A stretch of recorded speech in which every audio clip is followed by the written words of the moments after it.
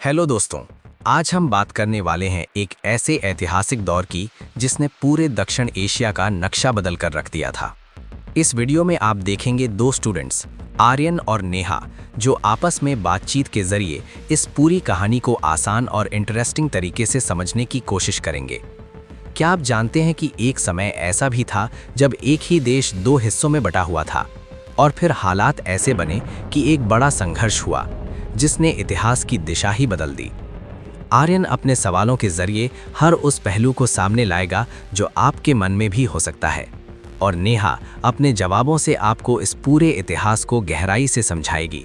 तो आइए जानते हैं कैसे शुरू हुआ ये विवाद, क्या थे इसके पीछे के असली कारण और कैसे इस पूरे घटनाक्रम ने एक नए देश के जन्म का रास्ता तैयार किया।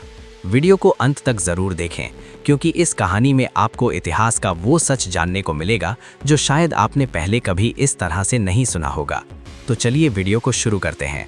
नेहा, आज सर ने जो टॉपिक दिया है 1971 का भारत पाक युद्ध, मैंने थोड़ा पढ़ा तो समझ आया कि ये सिर्फ एक युद्ध नहीं था, बल्कि इसमें एक नया देश बना था। लेकिन मैं सच कहूँ, मुझे पूरी कहानी अभी भी साफ साफ समझ नहीं आई है। जैसे ये सब शुरू कैसे हुआ और इतना बड़ा मोड़ कैसे आया। तुम सही कह रहे हो आर्यन, ये कोई साधारण युद्ध नहीं था। इसमें राजनीति, भावनाएं, अन्याय और इंसानियत सब कुछ शामिल था। अगर हम इसे ध्यान से समझें तो ये कहानी हमें ये भी सिखाती है कि जब लोगों के साथ बार बार अन्याय होता है तो एक समय ऐसा आता है जब वो बदलाव के लिए खड़े हो जाते हैं। मुझे सबसे पहले यही समझना है कि पाकिस्तान की दो हिस्से कैसे थे, क्योंकि आज तो हम सिर्फ एक पाकिस्तान देखते हैं। देखो, 1947 में जब भारत का विभाजन हुआ तब पाकिस्तान दो भागों में बना था, एक पश्चिम पाकिस्तान और दूसरा पूर्वी पाकिस्तान, जिसे आज हम बांग्लादेश के नाम से जानते हैं। दोनों के बीच करीब 1600 किलोमीटर की दूरी थी और सबसे बड़ी बात ये थी कि दोनों के बीच भारत था। मतलब एक ही देश के दो टुकड़े, लेकिन पूरी तरह अलग अलग जगहों पर। हाँ, और यही बात आगे चलकर सबसे बड़ी समस्या बनी। लेकिन सिर्फ दूरी से तो इतना बड़ा विवाद नहीं होना चाहिए था। और क्या कारण थे? बहुत बड़े कारण थे। पूर्वी पाकिस्तान के लोग बंगाली भाषा बोलते थे, उनकी संस्कृति अलग थी, जबकि पश्चिम पाकिस्तान में उर्दू और पंजाबी प्रभाव था। लेकिन सरकार ने उर्दू को ही राष्ट्रीय भाषा बनाने की कोशिश की, जिससे पूर्वी पाकिस्तान के लोग खुद को अलग थलग महसूस करने लगे। तो ये सिर्फ राजनीति नहीं, बल्कि पहचान का भी सवाल बन गया था। बिल्कुल, और जब पहचान को खतरा होता है तो लोगों की भावनाएं बहुत गहरी हो जाती हैं।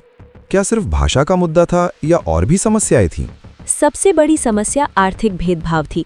पूर्वी पाकिस्तान देश के लिए बहुत सारा राजस्व कमाता था, लेकिन विकास के नाम पर ज्यादातर पैसा पश्चिम पाकिस्तान में खर्च किया जाता था।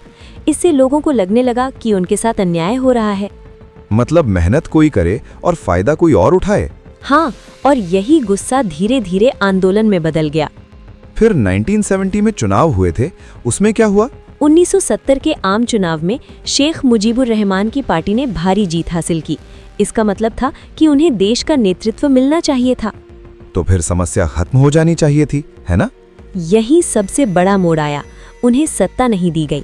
इससे लोगों का गुस्सा और बढ़ गया। फिर हालात इतने खराब कैसे हो गए? मार्च 1971 में पाकिस्तानी सेना ने ऑपरेशन सर्चलाइट शुरू किया, जिसका मकसद था आंदोलन को दबाना। लेकिन इसमें आम नागरिकों को भी निशाना बनाया गया, जिससे डर और गुस्सा दोनों बढ़ गए। ये सुनकर ही डर लग रहा है। लोग क्या कर रहे थे उस समय? बहुत लोग अपनी जान बचाने के लिए भाग रहे थे। हालात बहुत दर्दनाक थे। क्या ये लोग भारत आ गए थे? हाँ, लाखों लोग भारत में शरण लेने लगे। इससे भारत पर बहुत बड़ा दबाव पड़ा, आर्थिक, सामाजिक और मानवीय। ये सिर्फ एक राजनीतिक मुद्दा नहीं रहा, बल्कि इंसानियत का सवाल बन गया। तो भारत के लिए कुछ करना जरूरी हो गया था? बिल्कुल, और यहीं से भारत की भूमिका शुरू होती है। भारत ने तुरंत युद्ध क्यों नहीं किया? क्योंकि भारत की प्रधानमंत्री इंदिरा गांधी ने पहले अंतर्राष्ट्रीय समर्थन जुटाने का फैसला किया। उन्होंने कई देशों से बातचीत की ताकि भारत का कदम सही ठहराया जा सके। मतलब ये सिर्फ युद्ध नहीं, एक सोच समझकर लिया गया फैसला था। हाँ, पूरी रणनीति के साथ। तो युद्ध कब शुरू हुआ? 3 दिसंबर 1971 को पाकिस्तान ने भारत के एयरबेस पर हमला किया। इसके बाद भारत ने जवाबी कार्रवाई की और आधिकारिक रूप से युद्ध शुरू हो गया। मतलब ये अचानक शुरू हुआ? हाँ, लेकिन भारत इसके लिए पहले से तैयार था। भारत ने कैसे जवाब दिया? भारत की थल सेना, वायु सेना और नौसेना तीनों ने मिलकर काम किया। खासकर पूर्वी पाकिस्तान में भारतीय सेना ने बहुत तेजी से बढ़त बनाई। तो टीम वर्क ही सबसे बड़ी ताकत बना। बिल्कुल, और यही जीत की सबसे बड़ी वजह थी। फिर क्या हुआ? भारतीय सेना सीधे ढाका की ओर बढ़ने लगी। ये एक बहुत ही तेज और सटीक रणनीति थी, जिससे पाकिस्तान की सेना घिरती चली गई। मतलब युद्ध जल्दी खत्म होने वाला था? हाँ, हालात पाकिस्तान के खिलाफ हो चुके थे। आखिर में क्या हुआ? 16 दिसंबर 1971 को पाकिस्तानी सेना ने आत्मसमर्पण कर दिया। करीब 90,000 सैनिकों ने हथियार डाल दिए। ये इतिहास का सबसे बड़ा सरेंडर था। ये तो बहुत बड़ा पल रहा होगा। हाँ, ये इतिहास में हमेशा याद रखा जाएगा। तो यहीं से बांग्लादेश बना?